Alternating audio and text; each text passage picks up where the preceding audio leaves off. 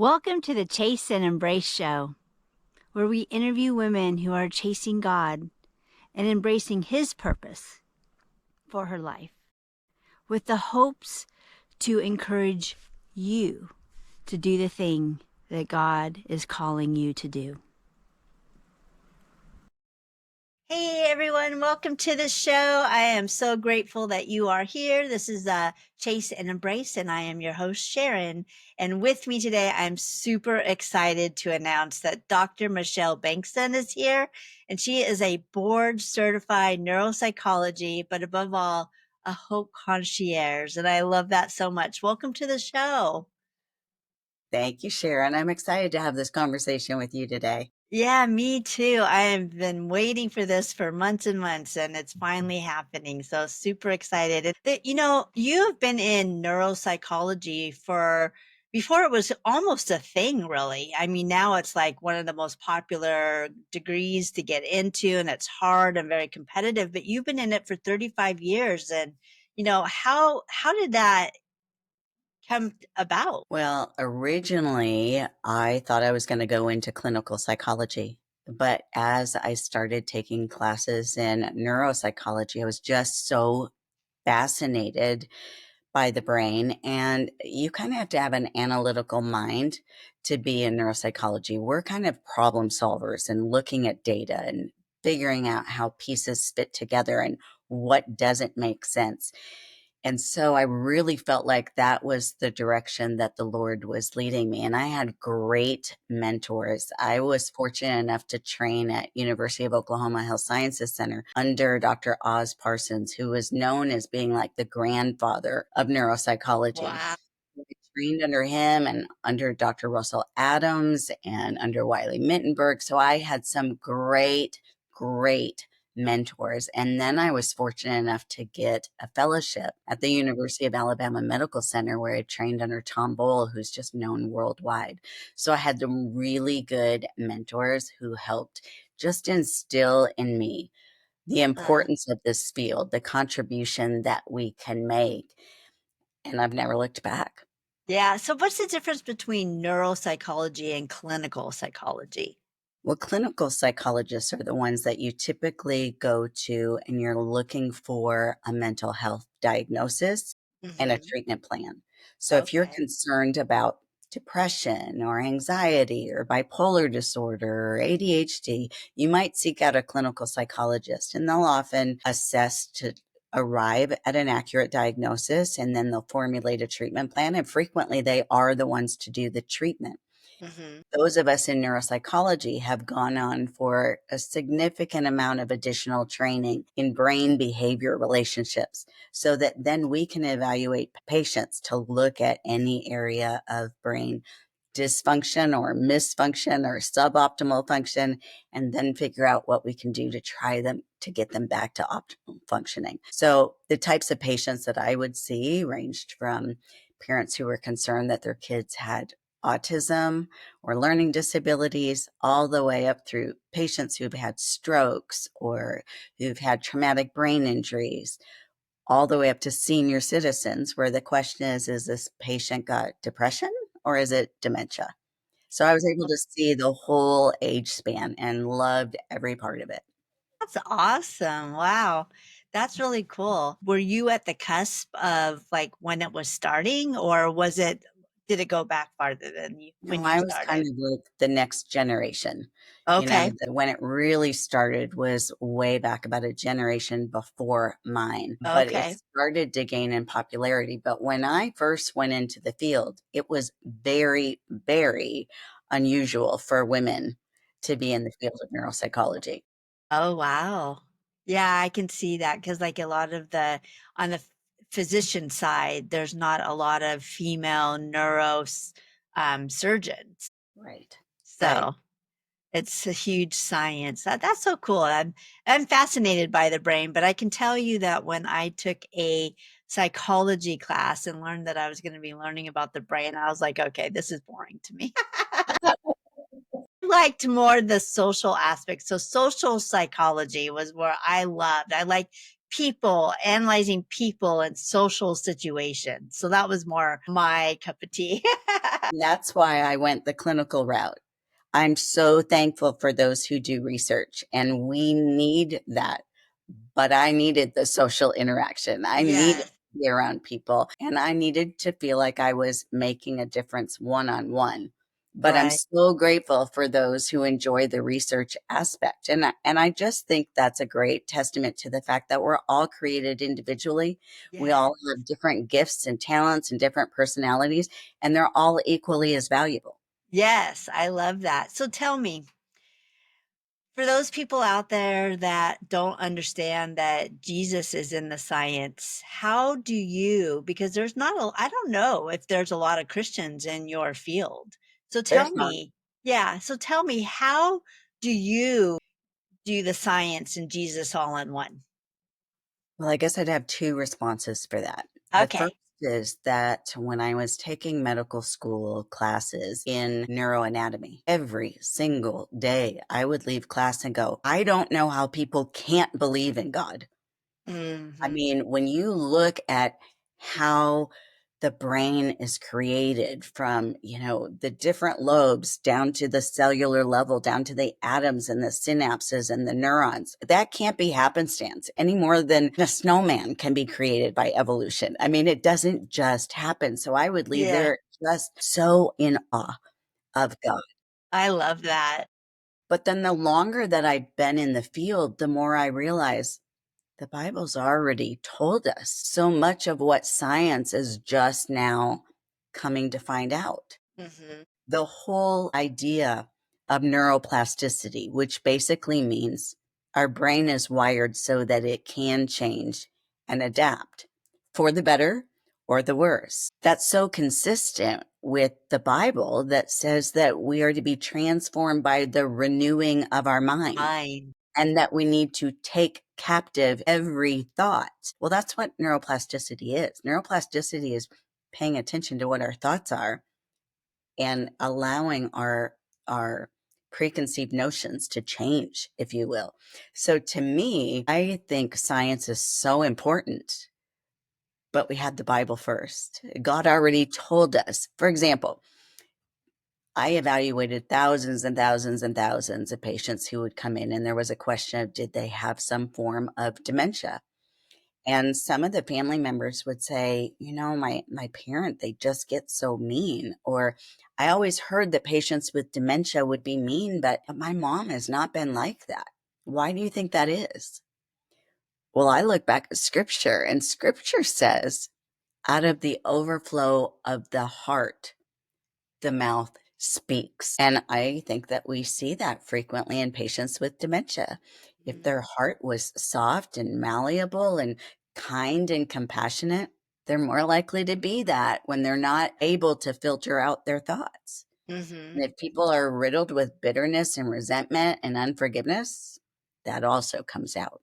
So to me, I see that science is just now starting to find out that what God already told us in the Bible is true.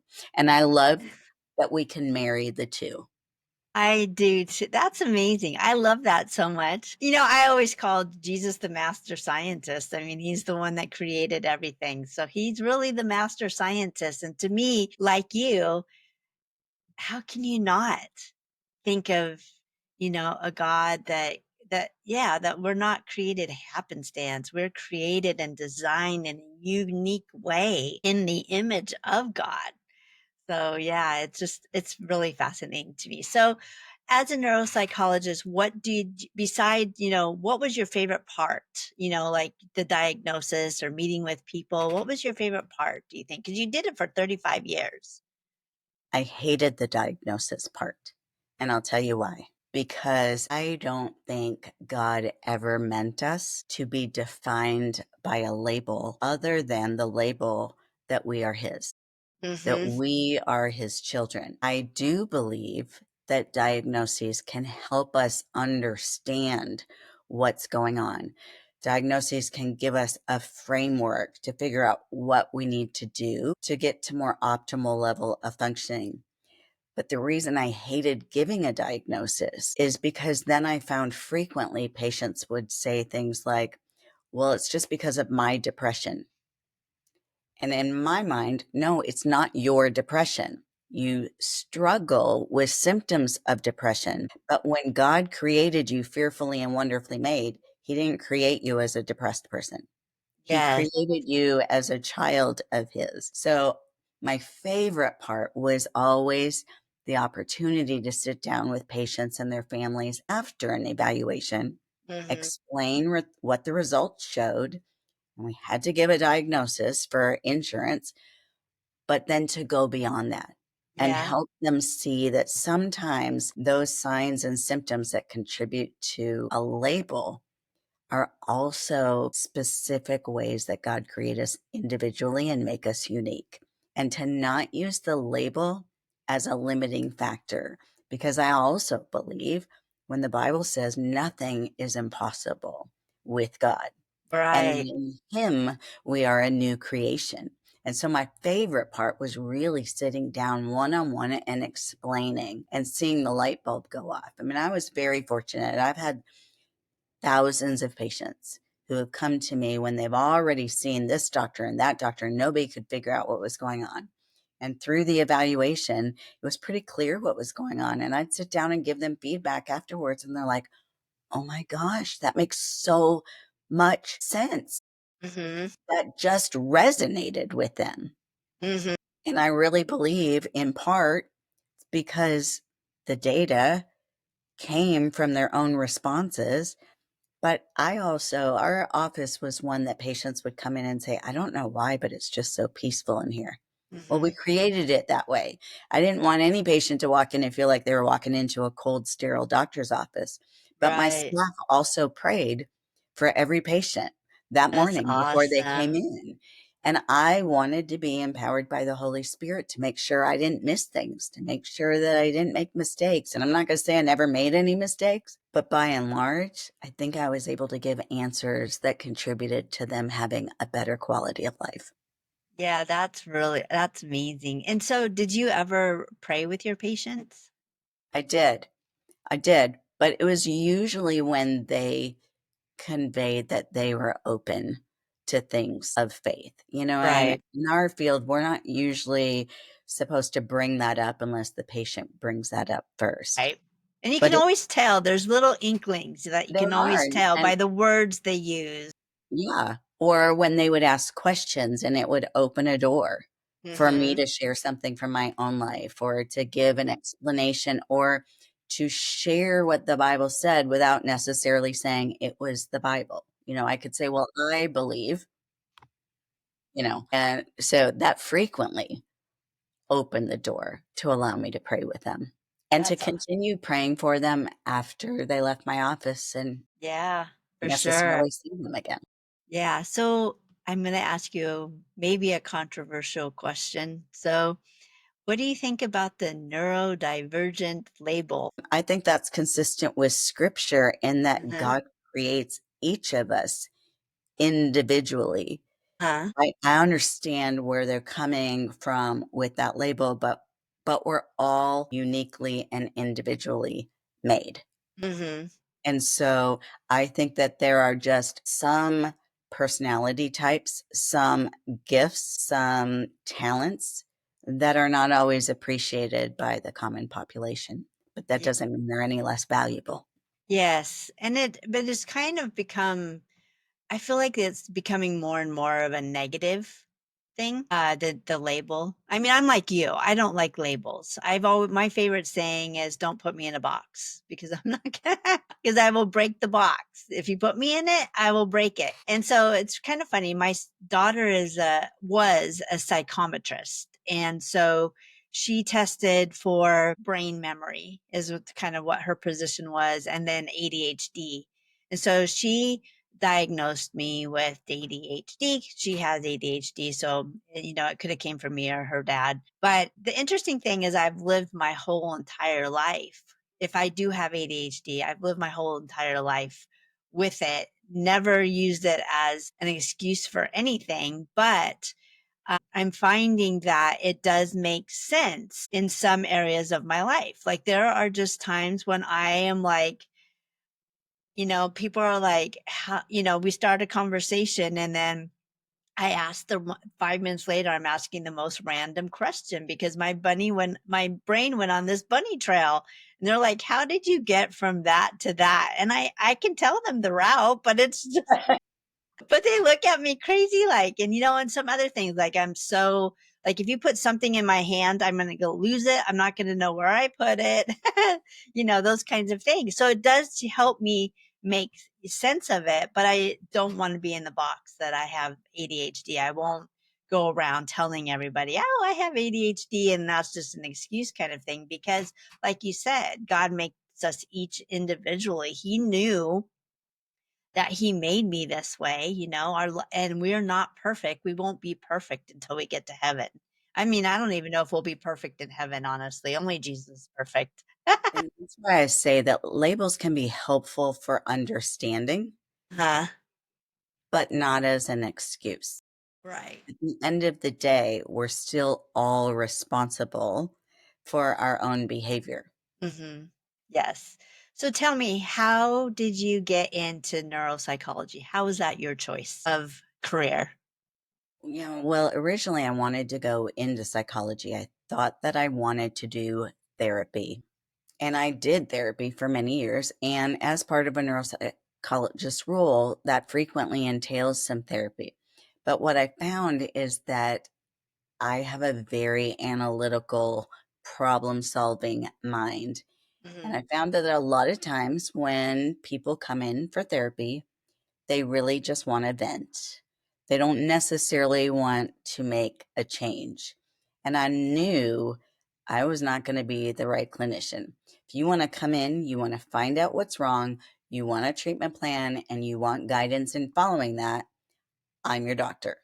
But if you want to come in and vent and not make significant change in your own life, that's the role of a best friend. And I Yeah. just found that that was the case so often. Huh? And I just thought, I can't do this. There are too many people who want help, who will take my clinical advice and run with it. And so I think over time, it was just realizing where my gifts and talents and strengths are. And I wanted to make sure that I was never harming a patient. And it would have been of harm, I think, to let patients just come in and vent week after week after week after week. Yeah. So, but what was the factor in your life that said, I want to help people clinically? Because, like, for my daughter who wanted to be either a neuropsychologist or a clinical psychologist, I'm not sure which direction that she's going to go. But it's very interesting is that the two things in her life that made her go in that direction was one, I had a stepbrother who was bipolar and had fetal alcohol syndrome. And so that made her question, like, that seemed like that was an issue. She wanted to know why his brain was different. And then the other thing is, when little kids, so I think she was like 3 or 4 and she was in swimming and she was in taekwondo. And I walked away from her for 1 minute when she was in the shower to go get a towel. And in that 1 minute, she decided to kick the water. The water went off. So she decided to kick oh gosh, my brain's not even thinking right now, kick so that the water comes back on. And she slipped and fell and got a concussion. And so she remembers at that age seeing her brain on the screen in the doctor's office in the emergency room. And so she remembers being intrigued by that at a really young age. And she's very, very analytical like you. And so that was the thing that got her in that direction. What was it for you? I think it was a couple things. The first is that I was born premature. Back in the day and age where babies born weighing 2 pounds generally didn't survive. And doctors told my parents that I would probably have cognitive problems the rest of my life because I was born so premature. And then 3 days after my third birthday, I came down with a very, very high fever of 107, and doctors were very concerned that I would die. I wouldn't make it through the night. But when I made it through the night, that unfortunately I'd been given aspirin, and they didn't know that I'm deathly allergic to aspirin. And they warned my parents that I would probably be mentally incapacitated and never walk as a result of the aspirin. And so I was in and out of doctor's offices a lot. I've got some physical deformity and I've had more surgeries than I can count. And I just remember thinking, maybe the doctors were right. Maybe I could have accomplished more in my life had those things not happened. Or is there some other factor at play that allowed me to be resilient? And, part of that is just understanding that's how God makes us. Hmm. And I wanted to go into a field that would allow me to have a positive impact on patients and not speak negative word curses over them, Hmm. but to help them figure out what they could put in play to make sure that they reach their optimal potential. That's awesome. That's so what was it that did you believe in God at such a young age? Is that what you think Yeah. really kept you going and made you resilient? I think it was in part that, but I really have to credit my mom. My mom was from another country and very resilient. She traveled around the world. She traveled around the world at a time when I'm like, I don't think I'd want to do that by myself now, much less back then. But when the doctors gave her the prognosis that I would probably be mentally incapacitated and that I would never walk again, her attitude was, not my daughter. And Uh-huh. so I really attribute a lot of that to my mom because, That's at 3 years of age, had she just given up and said, "Yeah, you're gonna be in leg braces, you're not gonna walk, you're gonna be wheelchair bound," I wouldn't have been taken to the physical therapy appointments. I wouldn't have had the surgery, and probably what the doctors predicted would have happened. But my mom's attitude was, not on my watch." yeah, I 100% agree with that because it's like you said, it's a label, it's a box, it's whatever your expectations are. And that's one of the things that makes me really upset with our school system is they put kids in a box. Like if they're a trouble kid, they put them in that trouble kid box because they're teaching to so many kids they can't, create an environment that would help them succeed because I just don't believe that you can take a bunch of different kids, like 30 different kids, put them in a classroom and expect all of them to succeed. It's not going to happen. And so I think, what do you think about now that they divide the harder, the kids with the learning disabilities, taking them out of the classroom and putting them in an alternative school or in a classroom? Do you think that labels them or do you think that helps them?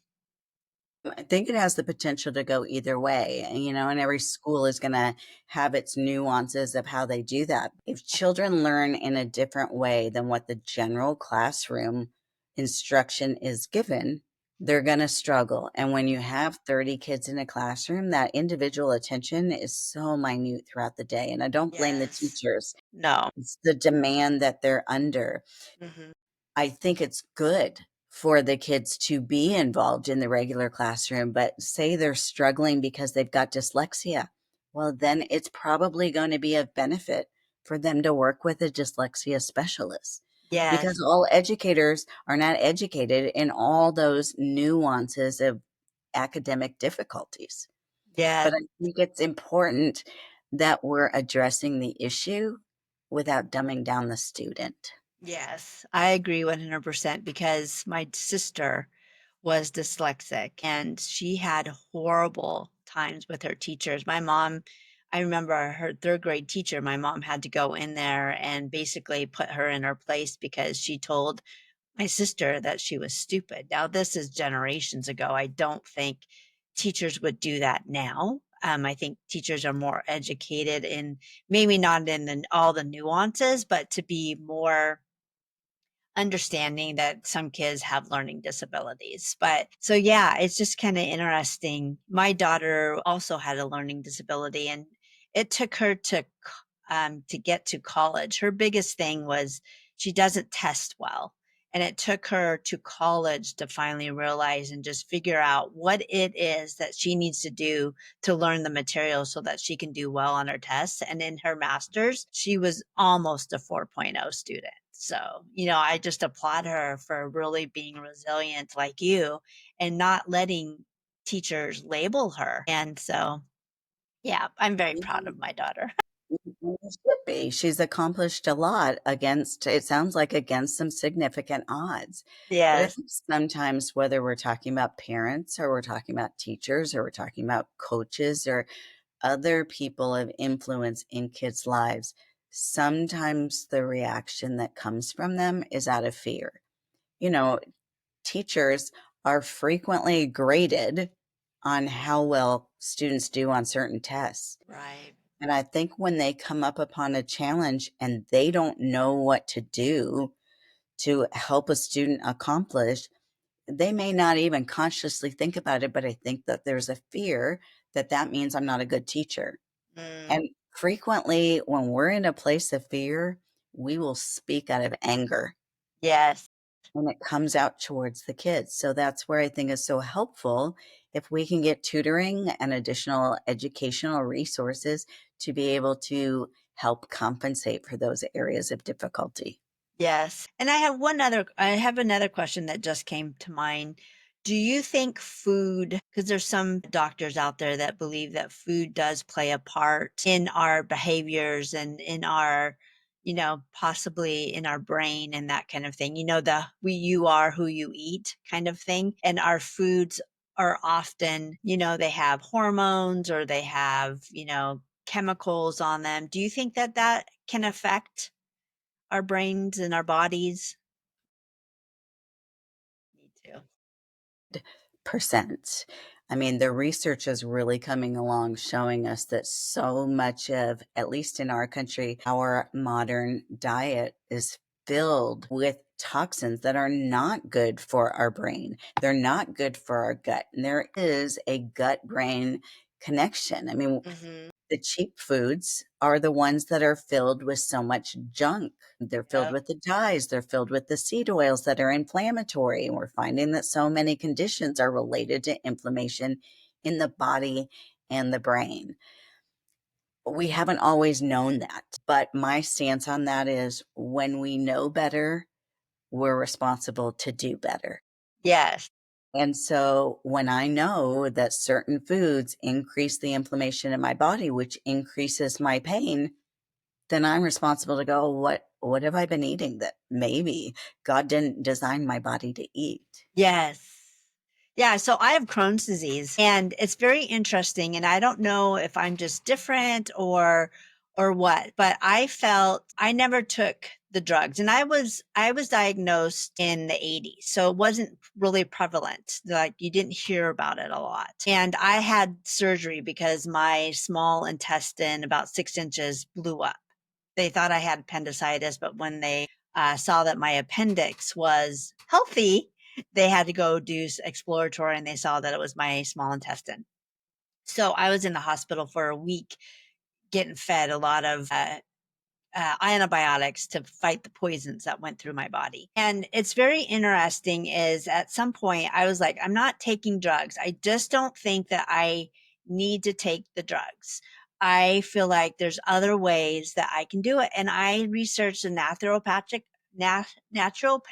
doctor and she tested my body for, my enzymes and antibodies and all of that stuff. And she was a gut specialist and she had found that I am highly reactive to anything that deals with whey protein and also milk. And so I just stopped eating anything with whey protein. And by 2014, I was in remission and I am still in remission. Now I will eat beef a little bit here and there, and I will find that I react to it still, but I eat organic. I eat organic vegetables, organic meats. We have a farm not too far from here and we get our meat from them. And so it's just very interesting that I was able to do it that way. Now, I don't know if it was because I had the surgery and the stuff was, the issue was taken out. I don't know because I hear so many people struggling with Crohn's disease that, they're surgery after surgery after surgery. And they thought I was going to be the same way, but I wasn't. And I give all glory to God for that. But I don't know if it had to do with my eating, you know, I don't know what your thoughts on that. It's probably hard to tell because it's just like I'm just giving you very little information, but I Well, I know can that tell you food from makes a my own difference. Yeah, I can tell you from my own experience. About a year and a half ago, I had a ruptured gangrene appendix that turned septic. So I was Wow. in the hospital for 2 weeks on very, very high dose antibiotics. And after I was discharged, my gut was horrible. I looked like I was 4 months pregnant. I was always in pain. The bloating was terrible. I went back to the hospital, had expensive test after expensive test after expensive test. They all came back normal. Not once did a doctor suggest to me, have you considered doing an elimination diet? It was my husband who, after 9 months, said, I'm wondering if you're sensitive to gluten. And I was like, are you kidding? But it made perfect sense because all those antibiotics disrupted my healthy gut biome. Hmm. And so now I was more sensitive to some of these things. So I cut out gluten and I cut out seed oils. And wouldn't you know, things got And better. and that's the thing that makes me so mad. It's one of the reasons why I never went to a gynecologist or a gastrologist is because they do not believe that food has anything to do with it.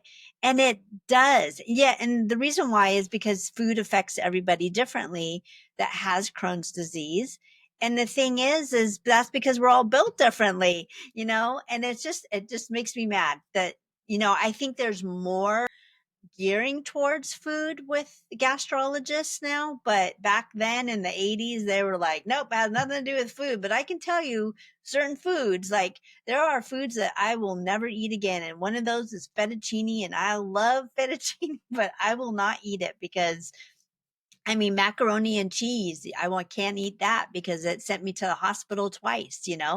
And I think it has to do with the gluten and the dairy mix is what it is. Well, and that just underscores my point that when we know better, Hmm. we do better. Yes. But unfortunately, the foods that are cheap are also the foods that are not by and large good for us. So we have a whole population of people who can't afford organic I know. and they So eat true. more of the processed foods. But hopefully, as they start to learn the impact on their body, and it also impacts our emotions, then hopefully that will create a motivation to make baby steps, make a small change at a time. I mean, the first thing I cut out was gluten. That was hard. I love Yes. my bread and my pasta and my crackers and all that. Yes. But what was harder was feeling miserable and sick all the time. And then I cut Yes. out seed oils, and boy, did my chronic pain start to go away. It's not completely gone, but it's better. And I can tell when I've eaten something that's offensive. Hmm. And that's one of the reasons why I don't like to eat out anymore because That way, I can have, yeah, because I can have a hamburger, or I actually don't eat hamburger. I eat buffalo meat, but I can have, or a chicken burger, but I can have that at home and be fine. But if I go to a restaurant and eat it, I'm not fine at all for a couple of days, yeah, actually. when we eat at home, we can control what goes in it. We know what goes in it. So then we can look back and go, okay, well, what did I eat? But when we eat out, we have no idea really what they're using. And even I found, even if they restaurants say they've got gluten-free options, for those who have celiac and are really sensitive to Hmm. gluten, cross-contamination is a big issue. Yes. The food itself might not have gluten, but it was cooked in the same fryer as foods that do Mhm. have gluten, that kind of thing. Yes. And so, yeah, to your point, when we can control what goes in our body, Yes. then we have a much better end result. Yes, 100%. It's just I just find I love the research that's coming out with food and I really really hope that this country gets better because I lived in Europe for only 3 weeks, but it was amazing going to the little store and be able to, I love that. I don't like grocery stores. My favorite thing to do here in the summer, I live in rural America. And my favorite thing to do on Saturday is to go to the different farm stands and buy things that people made or people that grew or vegetables and fruits that grew in people's gardens. And I just love it. And so we're starting like I'm growing some tomatoes and then I get we have a bread maker so I can make bread and then go to the local farm and go get some bacon and I can have the best BLT There you go. and it won't bother me, like I would if I go to a restaurant. So it's super, I just kind of I want to do my own garden. I don't have a green thumb, so it feels like a big effort, but I just think that right now going to the local farm stands is kind of my thing, but I would love to have my own farm stand. But I would be one that would give away the extras to those people who can't afford the gluten because I truly believe that I want everybody to have the same. I hate that there's people that can't afford the good foods and I try very, very hard not to buy too much from a box anymore. And just because I look at all the ingredients and I'm like, oh my gosh, and potato chips, like Doritos and all of those things are terrible. But like Idaho has potato chips. They're called Idaho potato chips. They have three ingredients: potatoes, salt, and something else. And that's it.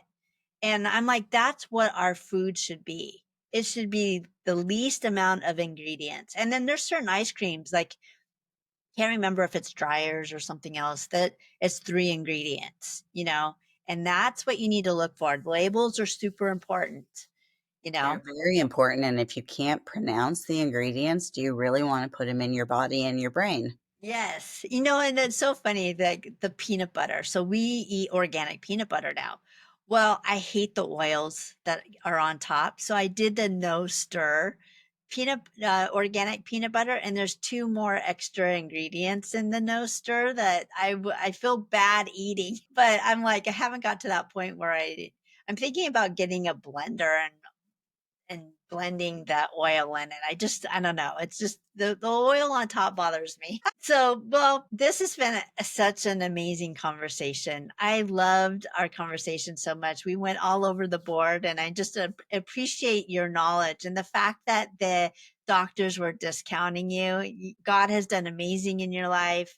I love that you have faith and science together. And I just love that you came on the show and shared with us. And I'm just so thankful that you said yes. Oh, it's been my honor. I hope that it encourages your listeners.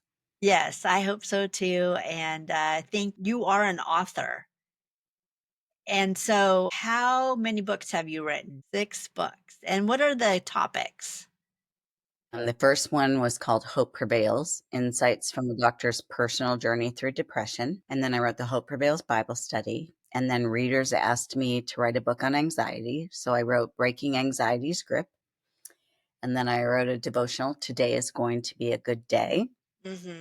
And then The Hem of His Garment, Reaching Out to God When Pain Overwhelms, which is really about how do we hold on to our faith when we're in physical, emotional, mental, or spiritual pain. And then the most recent book is called Sacred Scars, Resting in God's Promise That Your Past is Not Wasted. Because so often we go through devastating times in our life, either because of our own mistakes or because of things that have happened to us. And we think that discounts us, and it doesn't. It's part of God's plan to use it Gosh. for a Yeah, greater I want to read all 6 of those books. Please do. Yeah, so that's amazing. And I remember you telling me in our previous conversation that you didn't even want to be a writer. I didn't want to be the poster child for depression Mm, because I really thought, my goodness, if I put this out there that I have struggled, are my referral sources going to stop referring to me because they think I don't know what I'm talking about? Are patients even going to believe that I've got answers and solutions for them if I couldn't prevent the depression? But what's interesting is that I found that it made me more relatable mm, because I wasn't just this doctor who had all this education and head knowledge. like I've walked through it. And so Mhm. people who have reviewed the books, like on Amazon, they frequently say, "Oh my gosh, it's like she's reading my mail, like she understands because she's been there." And Yes. just such a beautiful example of how God would take one of the most devastating circumstances in my life and use it for good. So many people struggle with depression. So actually, let's schedule another time coming up in the next couple months because I want to read that book so that we can talk about that and talk Oh, I about love it. depression specifically because there's so many people that struggle with that. Yeah, So so many people struggle with depression and or anxiety. yeah, maybe I'll do, which one do you think is more prevalent? Depression or anxiety? It's hard to say, but I would say that more people readily relate to anxiety. It's like Mm, saying I'm anxious or saying that I'm worried doesn't carry the same stigma as saying I'm depressed. So okay. I think more people are willing to acknowledge anxiety Okay. and less likely to acknowledge Yeah, because depression. there's a lot of anxiety too. Yeah. And we can talk about that. So I'll read the anxiety book and then you can bring the depression aspect into it because I would love to address how you helped someone that struggled with anxiety and what people can do. So yes, I love that. I'm so excited Great. to have you back on the show. Okay, well we'll talk soon then. Sounds great.